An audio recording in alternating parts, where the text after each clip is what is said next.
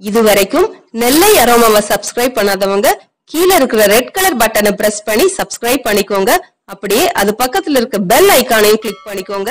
நான் எப்ப வீடியோ போட்டாலும் உடனுக்குடனே உங்களுக்கு வந்து சேரும். Welcome to Nellai Aroma. Nellai அரோமால இன்னைக்கு நம்ம பார்க்க போறது கடாய் பன்னீர்.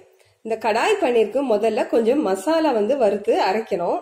அது என்னன்னு பார்த்துடலாம். ஒரு ஃப்ரை பேனை அடுப்புல வச்சு அதுல 1 டீஸ்பூன் மல்லி, 1 டீஸ்பூன் சின்ன சீரகம், 1 டீஸ்பூன் பெருஞ்சீரகம், ஒரு அரை டீஸ்பூன் மிளகு, 2 காஞ்ச மிளகாய் இதெல்லாம் போட்டு இளம் வறுப்பா வறுத்துடலாம்.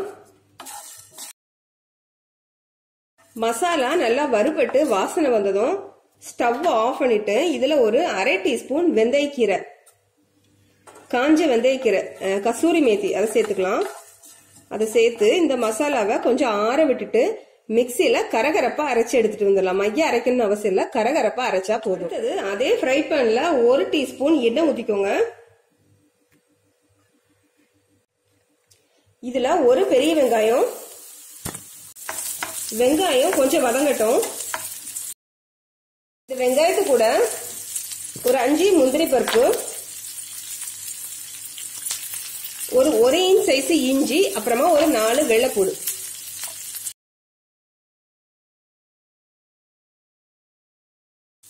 இந்த வெங்காயம் ஓரளவு வதங்கினதும் இதுல 1 டீஸ்பூன் வத்தல் தூள், ஒரு 1/4 டீஸ்பூன் மஞ்சள் தூள்,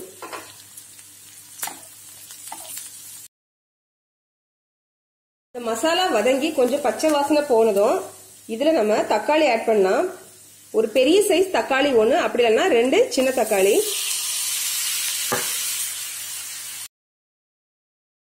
தக்காளி நல்லா ஒண்ணு சேர்ந்து நல்லா மசியட்டும், அப்பதான் நல்லா இருக்கும். நல்லா மசிற வரைக்கும் நல்லா வதக்கிக்கோங்க. இப்போ தக்காளி எல்லாம் ஒண்ணு சேர்ந்து நல்லா மசிஞ்சு வந்துட்டு இது போதும். இப்ப நம்ம ஸ்டவ் ஆஃப் பண்ணிடலாம். ஆஃப் பண்ணிட்டு இதை நல்லா ஆற விட்டு மிக்சியில அரைச்சி எடுத்துட்டு வந்துடலாம். மசாலா எல்லாம் அரைச்சி எடுத்துட்டு வந்தாச்சு. ஒரு கடாய் அடுப்புல வச்சு அதுல 1 டேபிள் ஸ்பூன் எண்ணெய் விட்டுக்கோங்க. எண்ணெய் சூடாகட்டும். எண்ணெய் சூடானதும் இதுல ஒரு அரை கப் வெங்காயம் இப்படி பெருசு பெருசா வெட்டி வச்சுக்கோங்க, சதுர சதுரமா. அப்புறமா ஒரு அரை கப் குடமிளகாய், அதையும் இப்படி பெருசு பெருசா சதுர சதுரமா வெட்டி வச்சுக்கோங்க.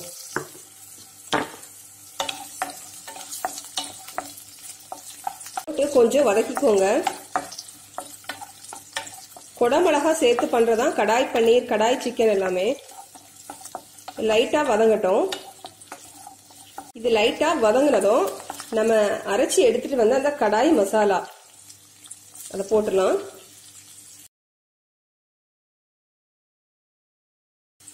அந்த மசாலா வெங்காயம் குடமிளகாய் கூட கொஞ்சம் ஒண்ணு சேர்ந்து லைட்டா வதங்கினதும் நம்ம அரைச்சி எடுத்துட்டு வந்து அந்த வெங்காயம் தக்காளி பேஸ்ட் அதையும் உள்ள சேர்த்துடலாம்.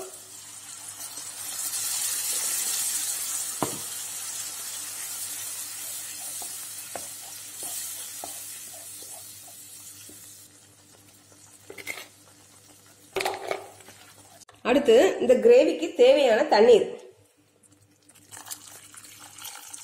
இப்போ இத மூடி வச்சு ஒரு 3 நிமிஷம் வேக வைக்கலாம். இப்போ ஒரு 3 நிமிஷம் ஆயிட்டு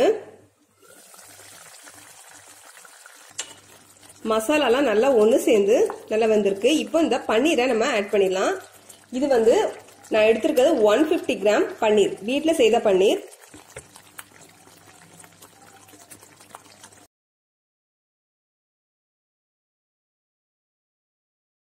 பன்னீர் சேர்த்துட்டு இதை லைட்டா புரட்டி விட்டுக்கலாம்.